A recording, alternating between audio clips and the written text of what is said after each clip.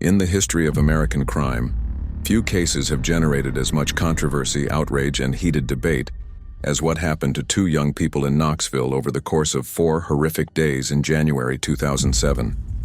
The details are so disturbing that major news networks initially refused to cover the story. Channon Christian and Christopher Newsom were simply going on a dinner date when they encountered 5 individuals who would subject them to unimaginable torture and brutality.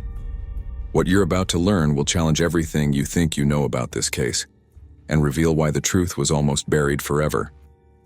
But before we dive in, this video contains explicit descriptions of violence, sexual assault, and murder. It is intended for mature audiences, so viewer discretion is strongly advised. As always, remember to hit the like button, subscribe, and turn on post notifications to stay up to date with the channel. All right, let's dive into the video.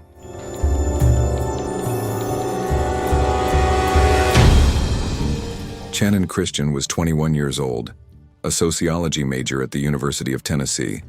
She was the kind of person who radiated warmth. Her friends called her a light in the room. She loved music, laughed easily, and had a knack for making everyone feel seen. Her parents, Gary and Dina, described her as fiercely independent, with dreams of a career in social work, helping those society overlooked. She was meticulous, keeping her silver Toyota 4Runner spotless, a reflection of her organized, driven nature. Channon was the girl who planned her future with precision, but lived for the moment, her smile a constant in every memory shared by those who knew her. Hugh Christopher Newsom Jr., known to everyone as Chris, was 23. A former high school baseball star, he had a quiet strength about him. After graduating, he worked as a carpenter, his hands skilled at building things: furniture, homes, relationships. His friends remembered him as loyal, the guy who'd drop everything to help you move or fix a car. His parents, Hugh Sr. and Mary, spoke of his love for the outdoors, his sense of humor, and his protective streak, especially when it came to Channon. Together, they were a perfect pair, her brightness complementing his steadiness, their love evident in every glance they shared. Their story began like so many young romances. They met through mutual friends, drawn to each other's energy. By January 2007, they'd been dating for a few months, inseparable. They spent their days at college games, local diners, or just driving around Knoxville talking about the future. On the night of January 6th, they were at a friend's apartment in North Knoxville's Washington Ridge complex, planning to head to a party. It was a cold evening, the kind where you huddle close and make promises about tomorrow. Around 8 p.m., they climbed into Channon's 4Runner, laughing, unaware that they were being watched. The details of what happened next come from police reports, court testimonies, and the chilling confessions of those responsible. Around 10 p.m., as Channon and Chris sat in the parked SUV, they were ambushed. A group of 5, Lamarcus Davidson, his half-brother Latalvis Cobbins, George Thomas, Vanessa Coleman, and Eric Boyd, approached with guns drawn. It wasn't a random encounter. Davidson, the ringleader, had a history of violence, including robbery and carjacking convictions. Cobbins and Thomas were drifters entangled in a life of crime. Coleman, Davidson's girlfriend, followed his lead. Boyd, a friend, was known for his volatility. What began as a carjacking spiraled into a nightmare that would last nearly 2 days. The couple was forced out of the 4Runner at gunpoint, their hands bound with rope. Channon's phone was taken, her last text to a friend left unsent. They were driven 10 miles across Knoxville to a rundown rental house at 2316 Chipman Street, a place that would become a chamber of horrors. The street was quiet, the house unassuming, a faded beige exterior, sagging porch, and windows boarded up. Inside, it was a mess of stained carpets, broken furniture, and the stench of neglect. This was where Channon and Chris's lives would end, in ways too cruel to imagine.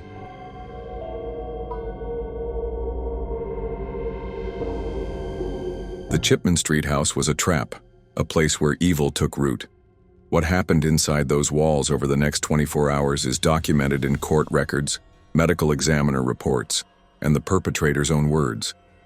It's a story that forces us to confront the worst of humanity, a descent into depravity that leaves you questioning how such cruelty is possible. Chris Newsom was the first to suffer. Once inside the house, he was separated from Channon, dragged into a back room.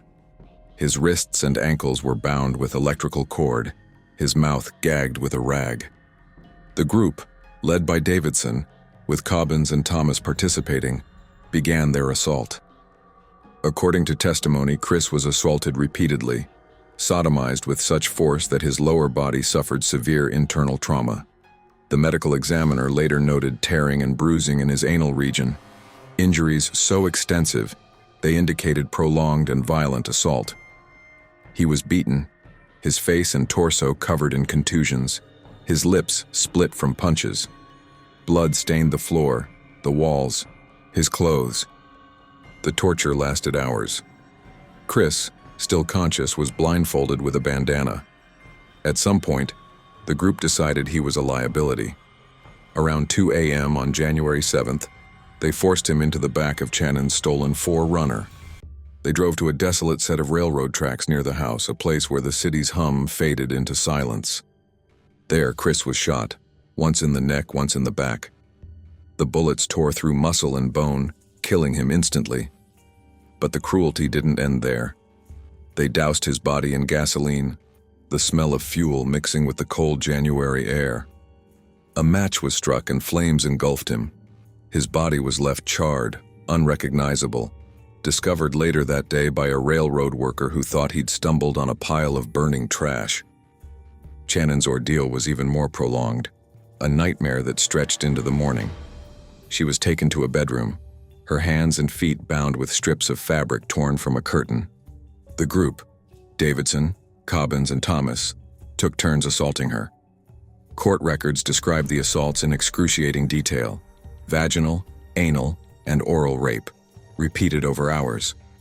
The medical examiner's report cataloged the damage: severe tearing in her vaginal and anal areas, bruising so deep it suggested blunt force trauma. Her genital region was swollen, bloodied, the pain unimaginable. She was beaten, her face and body marked with welts and abrasions. To silence her cries, a sock was stuffed into her mouth, her lips taped shut. At one point, bleach was poured down her throat in an attempt to destroy DNA evidence, burning her esophagus and causing her to choke. The house became a prison of sadism. Vanessa Coleman, though later claiming she was coerced, was present, writing in her journal as the horrors unfolded. She described the scene with chilling detachment, noting Channon's cries, but doing nothing to stop it. The group's depravity escalated. After hours of assault, they forced Channon, still alive, into a 5-gallon trash can in the kitchen. Her body was contorted, knees pressed to her chest, her face wrapped in plastic bags to suffocate her. The medical examiner noted petechial hemorrhages in her eyes, a sign of prolonged oxygen deprivation. She died slowly, her final moments spent in darkness, pain, and terror. The perpetrators tried to cover their tracks. They scrubbed the house with bleach, wiping down surfaces to erase fingerprints and DNA. Channon's 4Runner was stripped, her belongings scattered. But the evidence was overwhelming. Bloodstains, semen, and fingerprints tied the group to the crimes. Channon's purse, Chris's shoes, and fragments of their lives were found in the house, silent witnesses to the horror. Before we continue on, if you are enjoying the video so far, please remember to hit that like button and subscribe to the channel. And if you don't like it, let me know down in the comments. Your support truly means everything. All right, back to the video.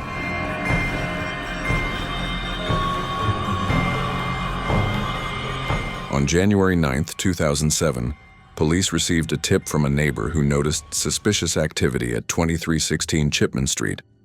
Officers arrived at a scene that would haunt them for years. In the kitchen, they found the trash can, its lid slightly ajar. Inside was Channon's body, her face frozen in a mask of agony, her eyes open. The smell of bleach and decay hung heavy in the air. Chris's remains had already been found by the railroad tracks. his body so badly burned that dental records were needed to confirm his identity. The Knoxville Police Department launched a manhunt, piecing together the timeline through forensic evidence and witness accounts. Lamarcus Davidson was arrested first, found hiding in a vacant house nearby. His fingerprints were on Channon's belongings, his DNA linked to her body. Letelvis Cobbins and George Thomas were apprehended in Kentucky, where they'd fled with Vanessa Coleman.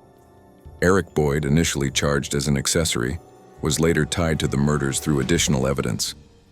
The investigation uncovered a house of horrors: blood on the walls, semen on the sheets, and Channon's jewelry scattered like trophies. The trials began in 2009, a grueling process that stretched over years. Lamarcus Davidson faced the most charges, 46 counts, including first-degree murder, rape, and kidnapping. Prosecutors detailed his role as the ringleader, orchestrating the carjacking and assaults. He was convicted and sentenced to death, his execution still pending. Letelvis Cobbins, who admitted to raping Channon, received life without parole. George Thomas, complicit in the murders and assaults, also got life. Vanessa Coleman, whose journal entries described the crimes with chilling indifference, was convicted of facilitating the murders and sentenced to 35 years, though she was paroled in 2023, sparking outrage. Eric Boyd, initially convicted as an accessory, faced a federal murder trial in 2019 and was sentenced to life. The courtroom was a battleground of emotion. Channon's parents, Gary and Dina, spoke of their daughter's light, her dreams, and the void left by her death. Chris's parents, Hugh and Mary, described their son's kindness, his love for Channon, and the agony of identifying his burned remains. The family's impact statements were raw, their grief palpable. One juror later said, "I'll never forget the details. It was like staring into evil." The case ignited controversy beyond the courtroom. The victims were white, the perpetrators black, leading to accusations of racial bias in media coverage. Some argued the story was underreported, citing posts on X from 2007 to 2025 that called it a hate crime, ignored by national outlets. One X user in 2023 wrote, "Channon and Chris's story deserves justice, not silence. Why wasn't this on every news channel?" Another posted, "The details are so horrific, it's no wonder people can't let this go." Others criticized the narrative, arguing it was exploited to fuel division. The debate raged online, with thousands of posts reflecting anger, sorrow, and demands for accountability.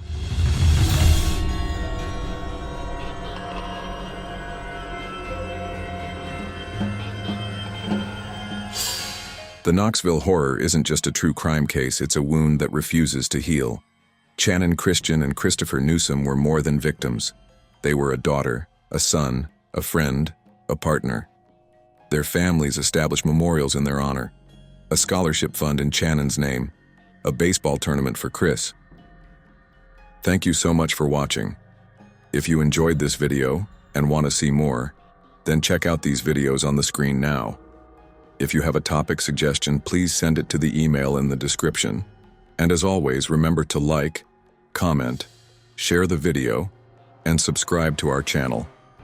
And remember, the only thing scarier than this story is missing out on our next video.